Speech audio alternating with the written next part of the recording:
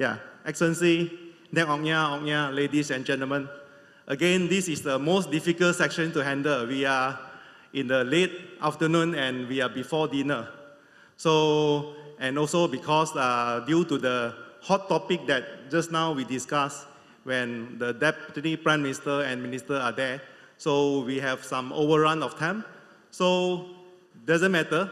I will try to be more innovative and I will adopt AI to make it faster, the panel, yeah? So without further ado, I think the theme for this topic is leveraging technology for inclusive growth. So we have the panelists from the respective field. We have regulator, we have the expert from the medical field, we have experts for telecommunication and cybersecurity and also banking. So I would like to address the first question to Excellency Keo Sothy. So considering Cambodia's current digital infrastructure, as I hear from you, there's also the innovation that undertaken by the MPTC, and especially we are looking forward for Cambodia to going fast forward, that especially on the 5G.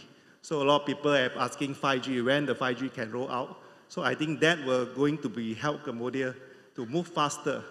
And I want to also address the issue on the inclusive. How do you address that the rural area of different part of Cambodia still facing some of the infrastructures, and not only infrastructure, even though you can connect by telecom, but also the we call the knowledge of the people in rural area, how they're going to adopt into the, we call the modern technology on the mobile payment and also the mobile technology. So please address the issue. Thank you. Thank you very much, Oknya Tankimei. Greetings, good evening.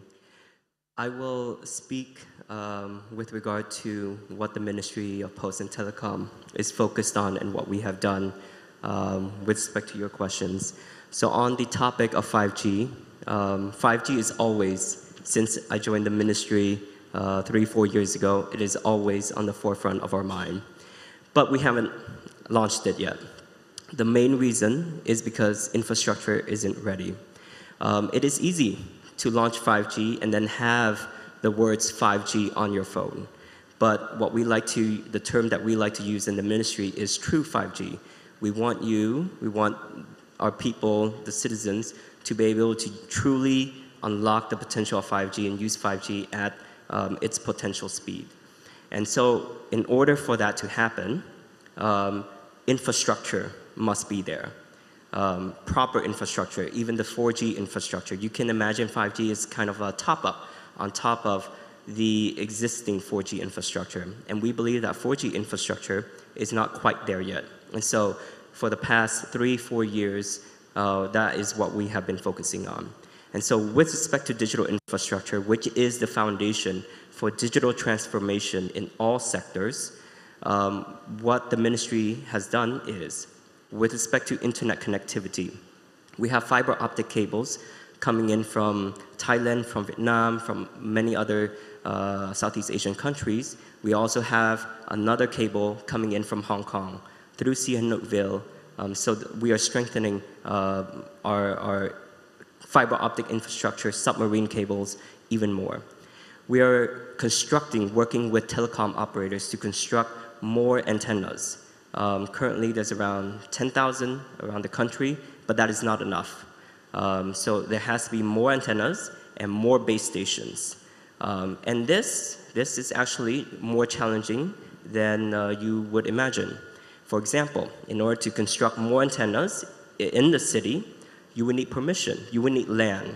And what we have found in our experience is that it is more difficult to construct more antennas in the city than in the provinces. Because as you can imagine, in the city it's already crowded, people don't want antennas on top of their homes. There's also a belief that such antennas will affect your health. And so there's a lot of myth-busting campaign awareness that we must engage with. So it's, the money is there, the will is there, but we require cooperation. Here's just another example, Borais. We all know the problem with Borais, gated communities, having difficulties with internet or telecom services, right? The issue is that when these communities or borais were constructed, not much investment were put into telecom infrastructure. And so now that we're building more antennas so that there's connectivity within these gated communities, there has to be a lot of negotiation and willingness by borai owners to allow for the construction of those antennas. And so that also takes time. Now, with respect to the rural areas, as Oknyatan Kimeng mentioned, not only can we expand infrastructure, but expanding infrastructure goes hand in hand with digital adoption, with upskilling, with transforming digital citizens. What we have been focusing on is we are constructing community tech centers. We're starting there. And what community tech centers are, these are centers what we hope is to build these centers at every high school across the country. And within these centers, there are technologies, computers, and internet connectivity that will allow the villagers and people and the students of those high schools to use and for them to upskill. And also, it'll be a place for high school teachers to be able to be trained by high school teachers within the city. So we start with community tech centers. Also, we have campaigns and to build antennas. And as I mentioned, building antennas in the rural areas is much easier. So once we have connectivity and also the campaign of raising awareness and upskilling, providing digital skills and providing scholarships, we hope those go hand in hand to not only increase digital infrastructure, but digital adoption. Thank you, SNC. Thank you.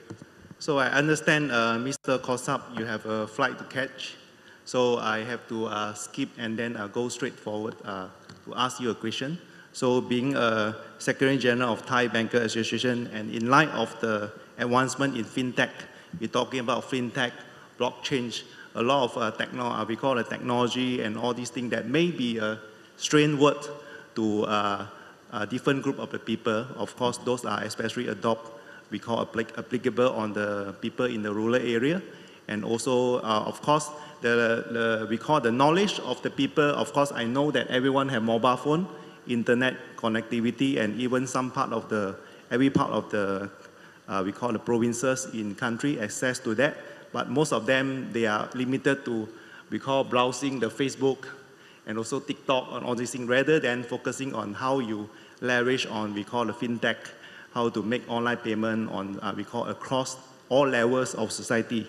And how do you see the banks can address those needs, because we cannot leave everyone behind. Some people that we cannot, of course, especially on the rural area, we have to make sure that they understand, and also the related risks that we transact through the mobile phone, especially now we're talking about AI, a lot of AI being used in the technology.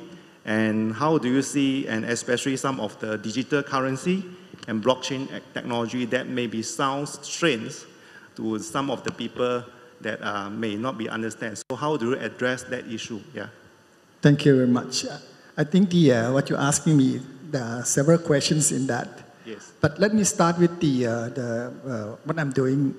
Actually, apart from being a Secretary General of the Thai Banker Associations, I'm representing Thailand in the ASEAN Business Advisory Council and APEC Business Advisory Council. And in order to unleash the ASEAN potential for connectivity and inclusivity growth by digital and technologies, and to maximize the benefit of the digitalization, it's important that the ecosystem must transform to facilitate end-to-end connectivity for all stakeholders.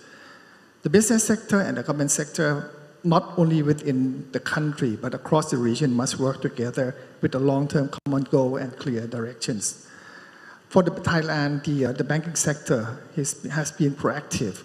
And then in order to make it happen, we have to work together. And then the Thai Banker Association, we have companies under the Thai Banker Association called the National ITMX, which is the start from being a payment switching of payment infrastructure, but now they're expanding to various other things to be like the switching for other things also.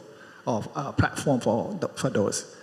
What we do in Thailand in terms of the inclusivity, help serving the rural people or underserved. I think in terms of deposits, we do not have much of the issues because you can see that most of the Thai people are now having the deposits account. And then during the COVID crisis, the Thai government has been using this channel to channel the financial support to all the underserved or the needed people that need financial supports on that. But what we are doing in Thailand is that we are looking more in another level is that how can we help the company or SMEs to be able to do business and participate in the economy in the economy cycle and also getting the financing. So we think that the digitalization is one of the things that is very important. So we are working on the common infrastructure in Thailand, not only on the payment, but also in terms of the internet trade, for domestic trade and international trade also. For the domestic trade, we have a project in Thailand called PromptBiz that we have been working with the Central Bank of Thailand. This is the projects that already been started. And then we do doing the transform of the invoice, we do e-invoice, e-receipt and e-tax receipt in this one. At the same time, we are using this digital to do the digital supply chain finance open platform for.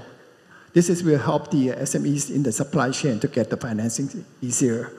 But at the same time, on the cross-border international trade, we are working on the projects start with the project called NDTP or National Digital Trade Platform in 2019. And now it has already been done with the POC and pilot life on 3 commercial documents, e-invoice, e-packing list, and purchase order in 2022. It was a showcase for the APEC in 2022. And then last year, 2023, we did another documents called e-BL, e-Bilading. We did as a POC because of in Thailand, the law on the electronic transaction has not been passed. It's in Parliament. So we are waiting that to be approved. So we will have 4 documents. And hopefully that by end of this year, this will be approved. And then we can have the real commercialized maybe sometime next year. So this one we did on the POC pilot live with Singapore and Japan. And we are now setting up the network called Digital Trade Connect Network to learn from each other in the region, in ASEAN and APEC, of what the other countries are doing, and then we can do the connectivity when we start a real business. In terms of the fintech and also the AI, I think for us the banks in Thailand has been working a lot with the AI and the fintech also. But for in the banking sector, for the Thai Bankers Association, we are more of the center, and then we work as a center among all the banking sector. What we do is that we use a lot of blockchain in our activities.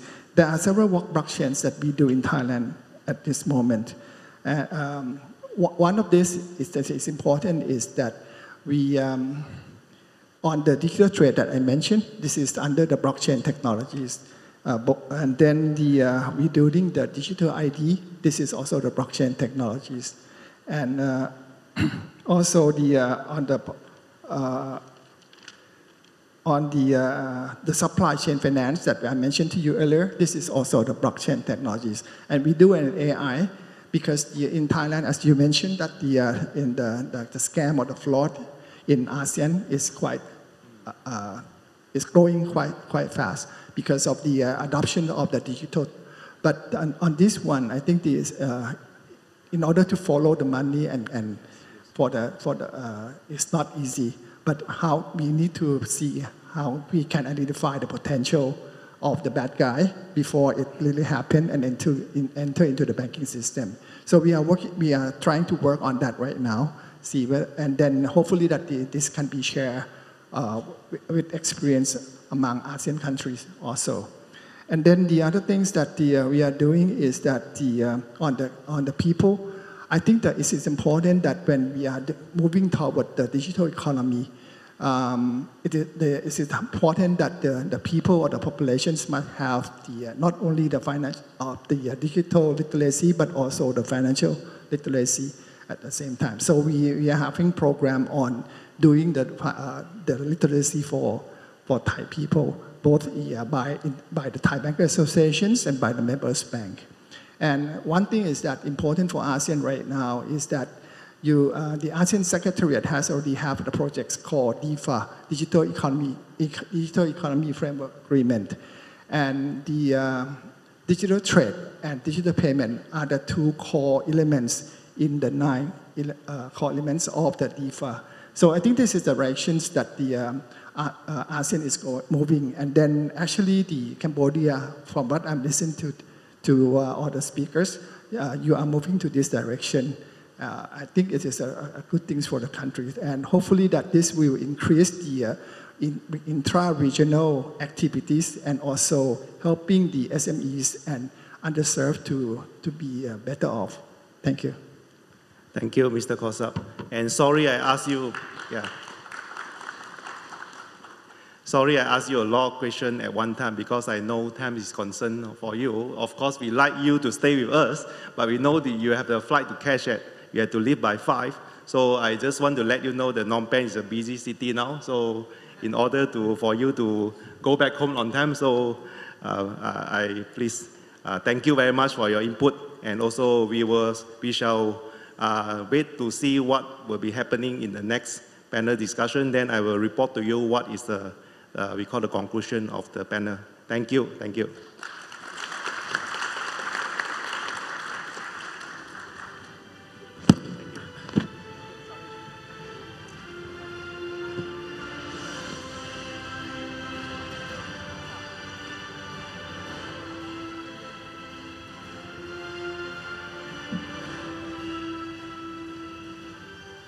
Okay, without further ado, let me go to the next question. The question I would like to address to Dr. Pradip. So I understand you are in the Medi technology. So can you explain to the audience, because I remember I saw a video on the internet. Nowadays, they can even put the ChatGPT 4 into a robot, that the robot can interact with the people, that they can pick up whatever on the desk that identify what are eatable, what are not eatable. They answer to you whether what you shouldn't eat because it's not eatable. So I just want you to explain to the audience how advanced is Medi technology now in AI. Can we imagine in the day that the surgeons or the doctor is just robots? And how can that advancement in some of the country, like in the more advanced country in South Asia, being adopted and also help the neighboring country, because we are talking about the ASEAN as one, to help everyone to grow, to inclusive. So is it possible for the distant, we call the long distance medical services conducted through the AI and remote? So all these things, and I wish you to share your knowledge with the audience. Thank you. Thank you very much for, very critical question, and good afternoon to, Your Excellency, ladies and gentlemen. I think when he asked me about the AI, ML, especially the generative one, it's something that people nowadays think that it will take us to the new revolution, economic revolution, industrial revolution, because of what? Because it does beat average mankind performance in many aspects, in many times, even in the medical field. It took the medical exam, it done better than the average doctor doing it. So I think it will definitely improve our work efficiently, but it also will bring us the new way of working. However, it's not cheap, it's quite expensive, and it's very new. There are researches come out every day. There are some adverse effects of the AI in the real life. So I think in the World Economic Forum this year is the first time that the adverse effect of the AI become the top 10 list in the long term. So by having such idea, I think it's very critical for us to have several steps that we should consider before embarking in any AI project. I think firstly it's a business question. It's not the technology question. We should think that the AI that we're going to choose to use in our industry, in our country, in our region, it should increase our value. What I mean by increase value or create value, I mean it should increase our revenue, increase our productivity, and or decrease our cost. Otherwise, we shouldn't go for it. As I already mentioned, it's very expensive. So, for example, like in our Asian country, we probably have a limited amount of professional people, doctors, nurses.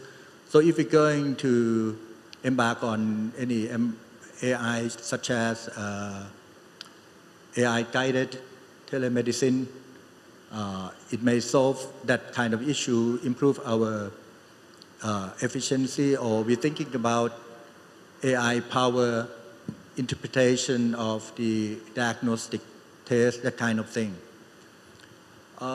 Secondly, I think it's also very critical that when we're going to choose any AI, it should be the human center.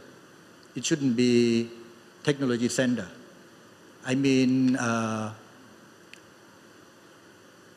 it's going to help people. It's going to augmentation of intelligence of human being. It's not going to replace us. By thinking it this way, it will improve our collaboration of development and end up with a better result of the development. We should thinking about the user that's going to use it, not just only on our side. It's also on the people, ordinary people that they're going to use, as I earlier mentioned about the telemedicine, right? It's not us who develop it, but it's the people, ordinary people. Are they going to be all right using the AI?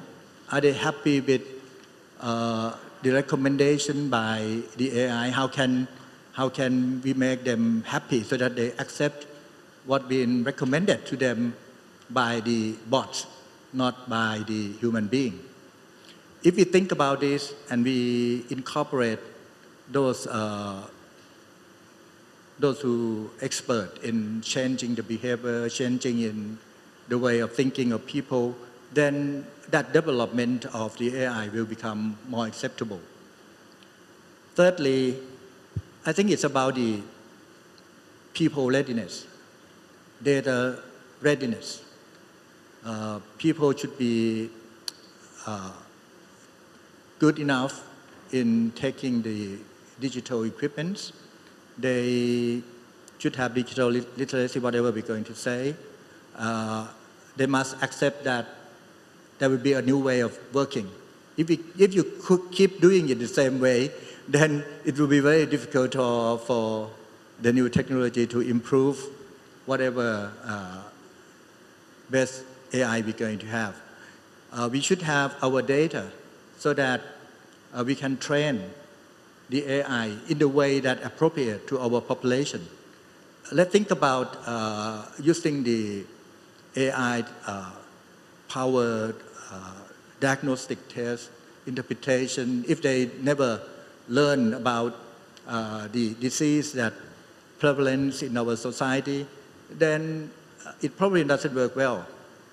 And I think finally would be that this AI should be responsible AI. When I say that, I mean something beyond law and regulation, thinking about the ethical issues, thinking about how we're going to apply that. Is it transparent? Because very so often people come to tell us that this AI works very well. They never explain to us how does it work. It's like a black box. And if we do not understand it, how can we improve the performance of that AI? How can people provide fairness to the people in the society if we do not understand how does it work? So I think in summary, I would say we should thinking about creating the value, thinking about human-centered AI, thinking about people readiness and data readiness, and finally, responsible AI. Thank you very much. Yeah. Thank you, Dr. Brady. So in a way that we still quite lucky that in the foreseeable future, we don't have robot to be our doctor, right? Still, yeah, but this is my remark, so you do not need to answer that. Actually, the robot been used in the medical field 30 or 40 years ago. Right. It developed in the army in the United States when they send the troops to work somewhere in the world, very far from the US, right? But the issue would be that, the good thing would be that you can use the limited resource in the places that probably too dangerous or too far away from where you get the resources. However, you need to have a very fast, responsible robot. And because of the time and the distance limit, it may not respond well in order to, for example, control the bleeding. So you probably need human again to stand there and help stop the bleeding. Right. Understand, right. Thank you. Thank you very much. So the next question I would like to ask Mr. Ashita. So as you are in the ISP and also we call the internet service provider and telecommunication. So of course with the 4G and then in future the 5G, because what we see is beyond the network and connectivity. What we see is how the telecom or the ISP can play more active role, because not only providing the connection to the user, but how do you, because you are the content provider, how can you create some value change that help the SME make use of your mobile connectivity and your internet connection to do e-commerce, to do that kind of, we call level up their capacity on all these things is beyond the connectivity. How do you see in future that the telco or the ISP provider can play a part into that? Okay, thank you very much for the question.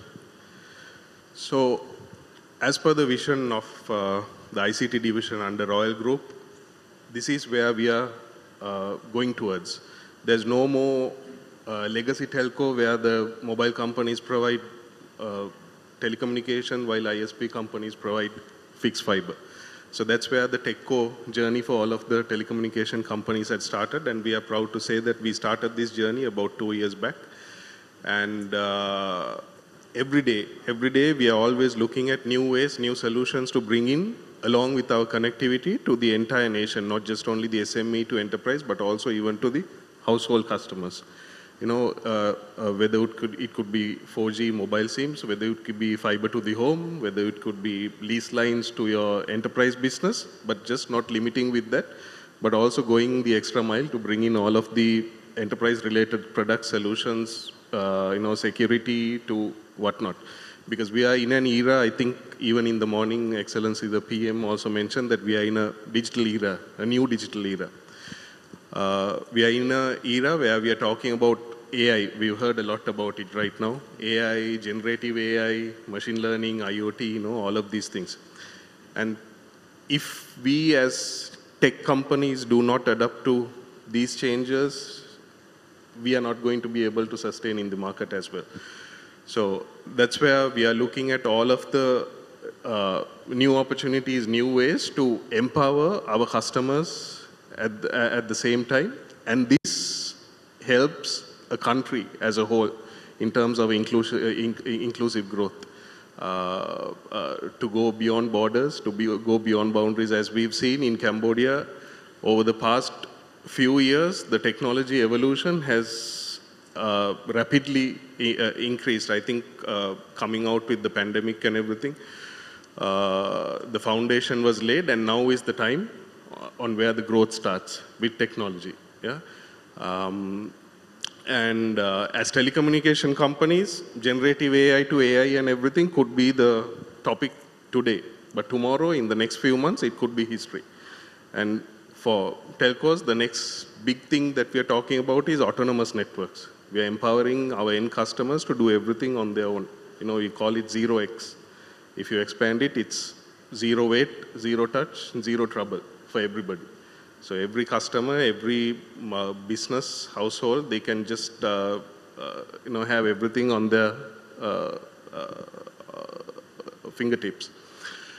And as well, so as the ICT division again, we are also proud to say that for the past 25 to 30 years, the Royal Group, with the visionary leadership of our chairman, Nyakoknya Kitmeng, we invested so much in the industry in the country to expand the telecommunications, the digital technology, where we are always looking into providing access, mobile coverage to fiber to every corner of the country so that we can empower each and every person in the country to be tech savvy. And not stopping at that, we are also working a lot collaboratively, we building partnerships with digital agencies like the MPTC, who's always backing the telcos, in terms of doing capacity building, which is very important. No matter how much we invest in the industry, in the technology, if the people are not empowered enough to adapt to these platforms, what the government is launching, there's no use of it. So that's where, as a company, as a group, we volunteer with the government to take out all of these things as well to the community as a service offering as well. Yeah, so as a whole, telcos, I think whatever we spoke of during this entire day, finally it comes back to connectivity and telecommunications. Without these, digital innovation, digital disruption, digital inclusion, nothing is possible without proper connectivity, and that's where we play a major role in bringing all of these together to our end customers, to their homes, to their offices. No, just as I mentioned, not limiting with just connectivity, but going beyond the boundaries. Thank you, Mr. Aseata. So the next question I would like to ask Dato Haji Amiruddin. So being an expert in the cyber security and also being a man behind the safety of the cyberspace of Malaysia. So with your 3 decades of experience, I want you to share the vision that whether is there a possibility that we call the joint effort in the ASEAN region, being some of the country with more rich in experience and in the, we call the case study, can help the other country, and whether is there possibility of sharing, we call the experience and also expertise across the ASEAN region to we call the share resources. And also, especially the next question addressed to you is because the rising of e-commerce and digital transaction, especially the cybercrime. So the cybercrime we're attacking normally is on the user data. So how do we protect, we call the space, so that the user data not compromised and being misused? And then myself is receiving a scam call almost every day. So that is the experience that because some of the link that if not carefully click, then your whole phone or your data in your banking account is all compromised. So how do you see the point that just now I addressed to you, and from the perspective of the expert, how do you share the vision that all these things can be done in a joint effort across ASEAN regions? Thank you. Thank you, Okunatan Kiming. Also, firstly, thank you also to the organizer for inviting me to be part of this panel session today. First of all, I think we've heard about what been mentioned by the speakers earlier, the panelists. We are actually moving into a world that is more connected and also interconnected. And it happens in almost all sectors. And we realize that the more we are connected, the more we are exposed to the cyber threats. And this happens not only in Cambodia, not only in Malaysia, but globally, worldwide. Yeah? Because we see a lot of initiative for digitization, for digital transformation. Yeah? Obviously, different countries, different rate of digitization or digital transformation initiative. However, one thing for sure, when we are connected, we are exposed to the threat of cyber attacks. And that's why we need to be prepared. What is different between this landscape of digital compared to the real world landscape is that it is borderless. If the traditional warfare, it is easy, because in the traditional warfare we have clear, this is the border of Cambodia, this is the border of Malaysia, for example. But in the case of cyberspace, there is no border. Attacks can come from anywhere around the world, and it can happen very fast. In fact, attacks normally happen at millions of times in a day. So this is where the importance of collaboration. In the case of Malaysia, for example, we believe the importance of working together, not only internally, domestically, but also internationally. Malaysia is active members. In fact, we are the deputy chair of the Asia Pacific Computer Emergency Response Team. We are also the permanent secretary and the past chair of the OIC Computer Emergency Response Team. We are also actively involved in the ASEAN activities. And why? We feel the need to work together because one thing about cybersecurity, no one entity, no single nation can handle cybersecurity alone. That's why collaboration is key. We have to work domestically, for example, public, private, academia, and even a partnership with the community to build ecosystem that we hope can help to secure and save for the public. Similarly, at the international level, we have to work closely. Yeah? That's why we work closely even at the ASEAN level, the Asia-Pac level.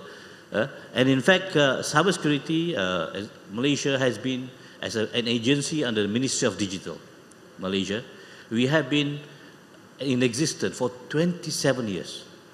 Yeah? Actually, one of the earliest cybersecurity agency, not only in ASEAN, but also in the Asia-Pacific region. And a lot of vast experience, we feel that we can help. And because we know that we need to help each other. And that's why, for example, in the case of Malaysia, yeah, through our cooperations with the Ministry of Foreign Affairs Malaysia, under the MTCP program, we do provide a lot of trainings.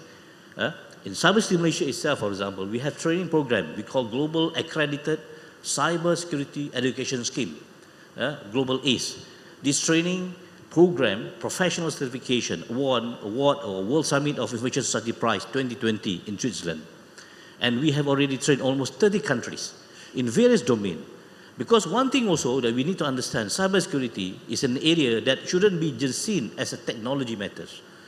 It has to be seen holistically, from the angle of people, process, which include policy, legislation, strategy, etc., and also technology.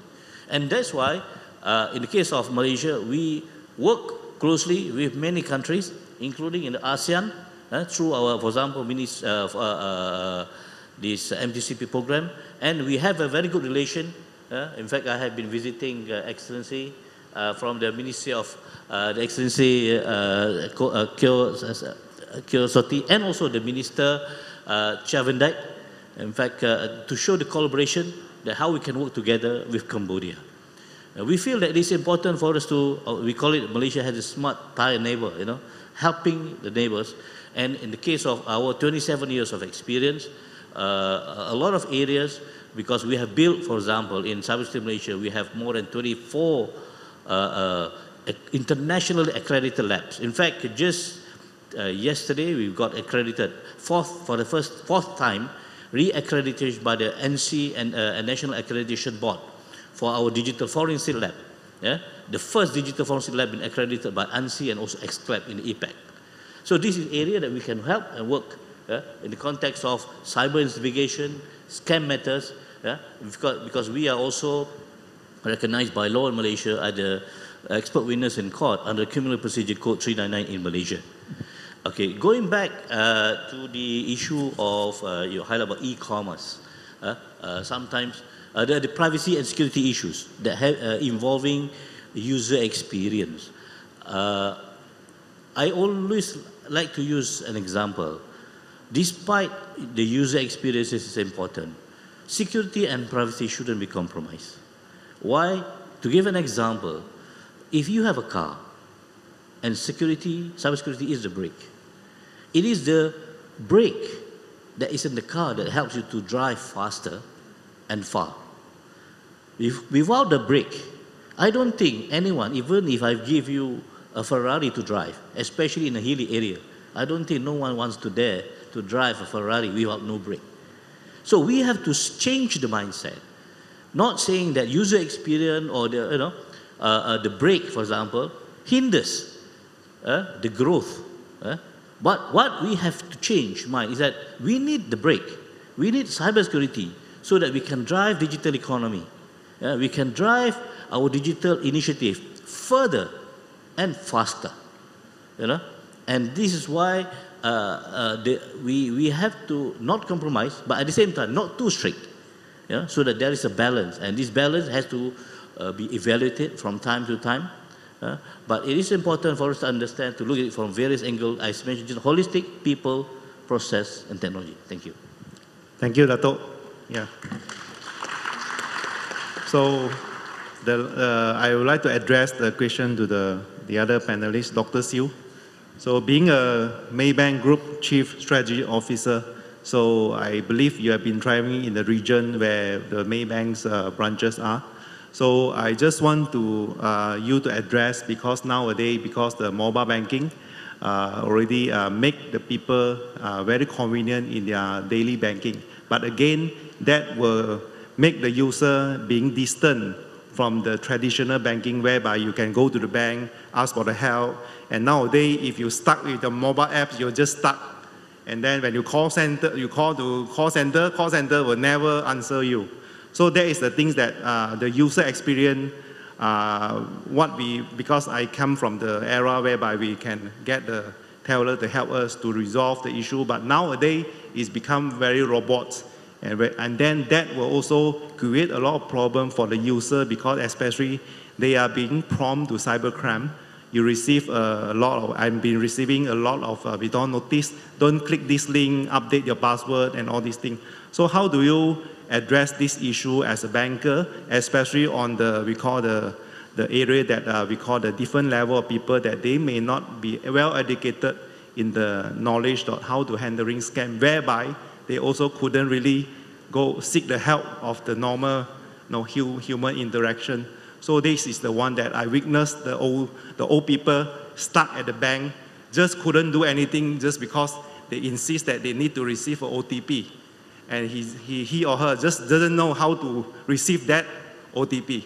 So that is the one that I just want to step back from what technology brings us, but what human that we're supposed to do to cross the bridge that we still can have some, experience that have some assistance through not everything robots and AI. Yeah, thank you. Thank you. Good afternoon, ladies and gentlemen. It's my pleasure to be here.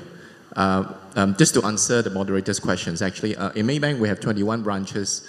In Cambodia, in Malaysia, we have more than 300 branches. So I think all the customers are still welcome to go to talk to a human if they prefer to.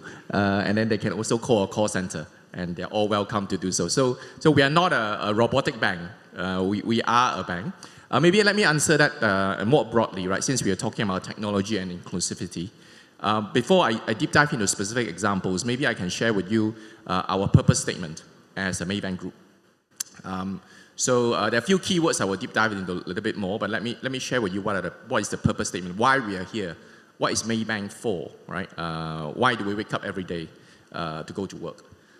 So our purpose statement is actually, we are a values-driven platform that powered by bionic workforce that humanizes financial services. So let me explain a few keywords here. So we say that we are a values-driven platform. We don't say that we are a values-driven bank or values-driven financial institutions. And we use the word values here means is ethical values. So our aim is not just to make profit. Actually, we're here to deliver, obviously there will be economic values, but our aim here is to actually deliver ethical values in the way that we do business. I'll give you a few examples later. And platform here, we don't call ourselves a bank or a financial institutions. We call ourselves a platform because we believe that, first of all, we actually have presence regionally in Southeast Asia, all the major countries in Southeast Asia. And our customer can use Maybank as a platform to do their own business. Or customer can use Maybank as a platform to fulfill their lifestyle needs. So it's not only about using us as a bank. Powered by bionic workforce means here we use the necessary tools to equip our people. That's why we don't call it, just use robot. We say bionic workforce. So we still need human, but we're going to empower our people to use the right tools, the right skills, to humanize financial services. So what it means is actually, we are not here just to provide a product. If you don't collect, you don't pay, then we basically have to reprocess your home or your car. We're here to make the financial services more humanizing. Now, how do we do that? I'll give you a few examples. During the COVID time, a lot of micro SMEs, they're suffering to sell their products because they used to basically sell the products by the roadside, they have stores. But COVID locked down. So how do they survive? How do they do business? In Maybank, today, if you go to Malaysia, Maybank app called May, there is a feature called Sama Sama Local, which means that let's buy local. So micro SME, until today, even though after COVID, micro SME can actually put their offerings and products in that platform, and we are not going to charge any fee. So micro SME can go to market through Sama Sama Local, actually offered by Maybank free of charge, to sell their products. Whether you're selling prawn crackers, whether you're selling what we call pisang goreng, which is your fried bananas, or fried rice, or whatever, you can actually advertise, and customers can actually order, and then it will get delivered. Normal e-commerce platform will charge about 20%, 30%. We charge zero. So that's what we mean by we actually are a values-driven platform because we want to help our customers to grow. Now, the second examples I'd like to share is a lot of SMEs or micro SME, they're suffering to get loans, and usually they need to fill in a lot of forms, and it will take 3 months, 4 months to get a loan to be in their bank account. Not only to get a loan approved, to be in their bank account. In Maybank, again, whether you are applying for few hundred dollars or up to $50,000, you can get the loan approved instantly, and in a few minutes, the money is actually in your bank account for SME. So that's what actually our digital SME loans is for, really to support the SME. And then examples, when we ask our SME customers, right, what are your major pain points? And obviously, you'll find that surprisingly, financing is not the top of their pain points.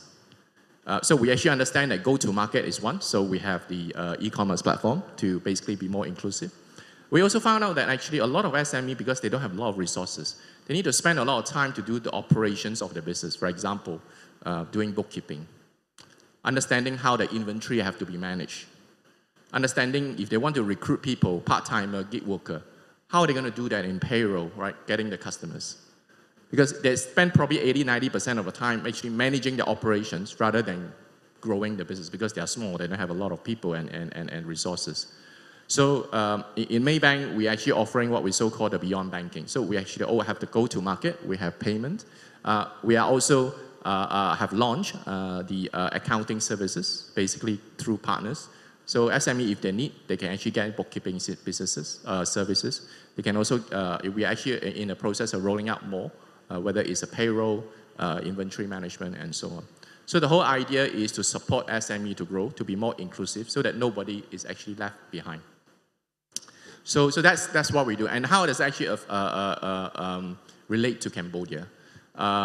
So glad to say, in a few weeks' time, whatever actually the main platform that's available in Malaysia, it will be available in Cambodia.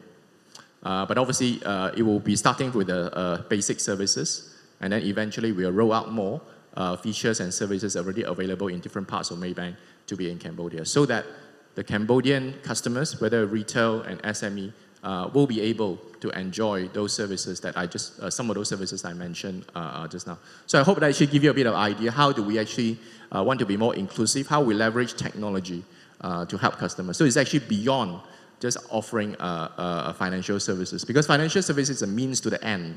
I think the end is a lifestyle. So every customer has a lifestyle need. SME will have their own business needs. So we view that financial services as a means to end rather than the end. I hope that gives you a bit of a flavor about how we view how to use technology. Thank you. Thank you, Dr. Siu. Yeah. I think I'm very impressed of just now you share we call the apps. You can just let the SME place their their products into a platform and get the sales without any charges. Maybe that is a key takeaway for all whoever bankers here can take this as one of the things. And then the one that you want to roll out here, is it included the one that you mentioned, the Sama-Sama, what? As I say, we will start with something, just the platform first, as in the basic services. Then hopefully in more near term, right, then we will have more and more services. So our CEO is actually over there in Cambodia, so you can find out from him a bit more. Yeah, thank you. Right. So without further ado, I think I have the most panelists to handle for the whole day. So basically, I just try to catch up with the time. I know time is concerned, so with the organizer, with the Nek Ong Yang permission, can we open to the floor maybe for 1-2 questions? Yeah, okay, all right, yeah.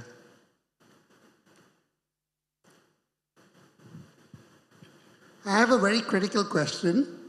And since I've gone to Malaysia for the Smart Nations Expo and also in Dubai for the GTEx, the biggest concern in leveraging technology for inclusive growth is job losses and also the destruction of the SMMEs.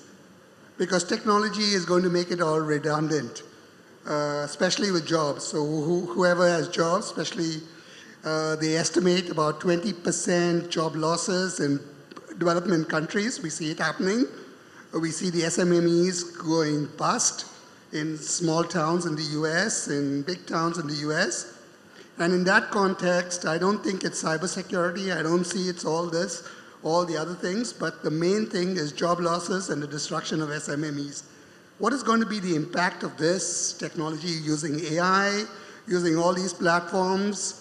And I fear that there's going to be a lot of critical issues with leveraging technology for inclusive growth. So there's a contradiction in your topic called leveraging technologies for inclusive growth. So that's what I have to ask this panel, and how are you going to address that? Yeah. Thank you for the question. I think the one that you mentioned, I think not, to be fair, Cambodia is not the only one that's facing this. We are talking about AI replacing a lot of jobs. So this is the thing that we all know and we cannot avoid. So if you cannot avoid, then doesn't mean that you don't want to adopt AI, because if you don't adopt AI, you will be left behind. So I think it's always we call the good thing and the bad guy. Always things come with good and bad. So of course, as a respect, so I would like to put this, probably His Excellency Khairul Soteh, you want to address this issue, yeah? Thank you very much. And thank you, sir, for your important question. I echo what Ong Yang Tan Kim Meng mentioned, that there are benefits and also disadvantages, just like with many issues in our world. But with regard to this, and this is also highlighted within our digital government policy as well as our digital economy society policy framework. The development stage of Cambodia and what advantage that we have over other countries is that most of our population are young. And the ministry is aware of this issue, And so just building upon my previous answer with regard to inclusive growth, not only within the cities, but within the rural areas, is upskilling.